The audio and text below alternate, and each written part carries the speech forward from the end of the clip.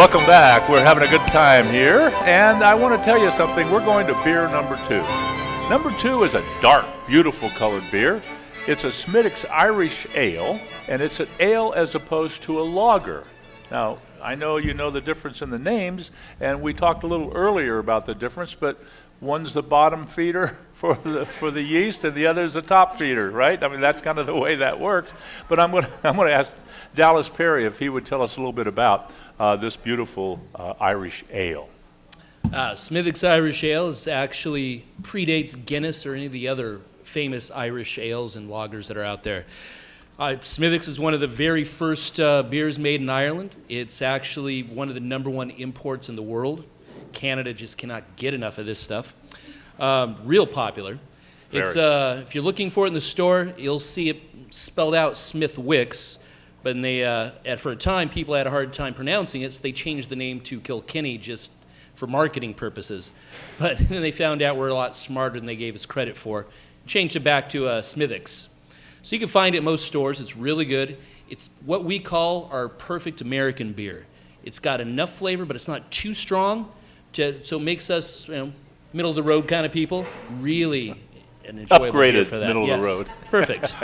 It's not too strong or too weak. It is just right in the middle, and that's why this has become easily our second most popular beer here for imports in the pub anyway. Listen, you're going to have with this now, they're going to be bringing it out in a couple moments, some beautiful beef Irish stew to go with this. And you think, okay, Irish stew. Wait till you taste this particular Smithwick's Irish Ale with the beef Irish stew. Now, they make another one here, and they make another stew here, I should say. I shouldn't say another one, but another stew here with lamb. And I have to tell you, it is to die for. So if you're going to hang over after the show, I suggest you try some. Or come in tomorrow or any other day. They're open 7 days a week. You can have it for lunch or for dinner, right? Absolutely. And it is dynamite.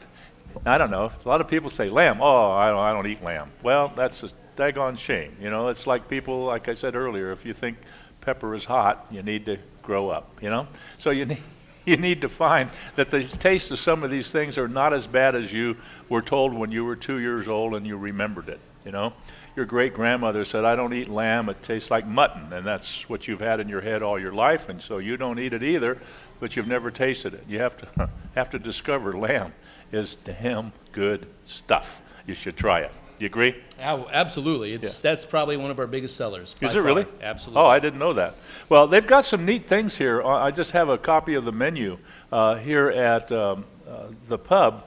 They have the Farmhouse Irish Breakfast. That just sounds interesting just because of what it's called.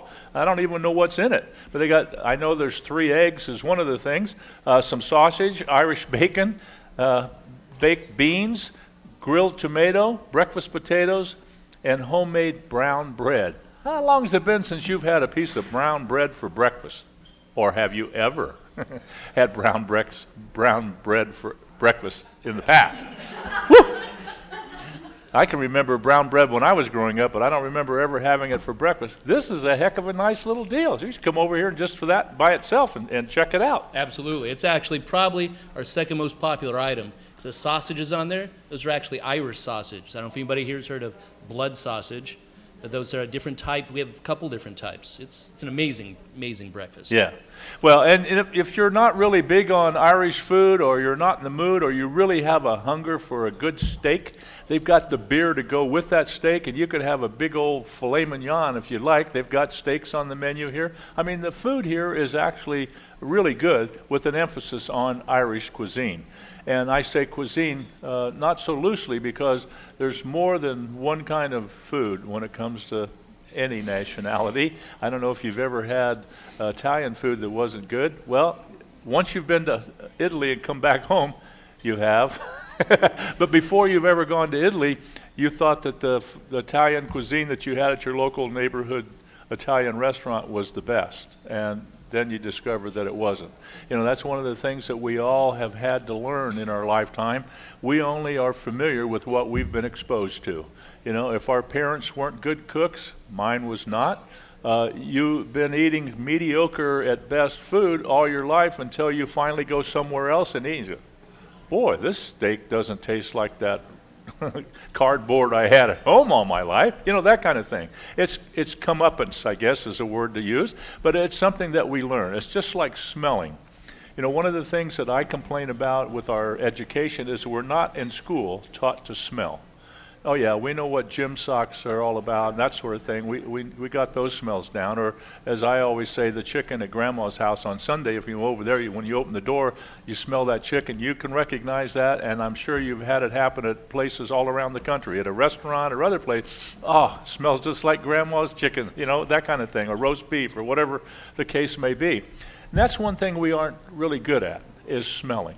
And that's one of the things that it takes to really enjoy wine, more so than beer, is to be able to smell the nuances, the sensory that happens with the smell of wine. That's why we swirl the wine in a glass and stick our nose in there, is to get some of those nuances and recognize what those smells are.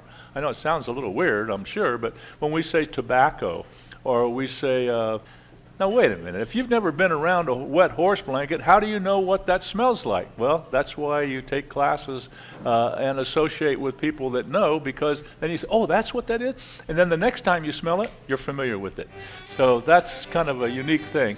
Beer, it's the flavor and taste, not to mention the color.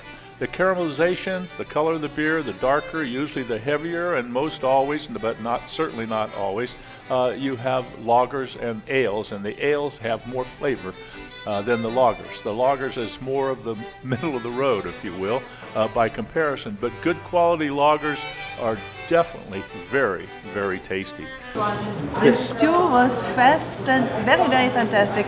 The meat was very tender, the sauce exceptionally good, very delicious, especially the potato and the beer together was very tasty. To recommend.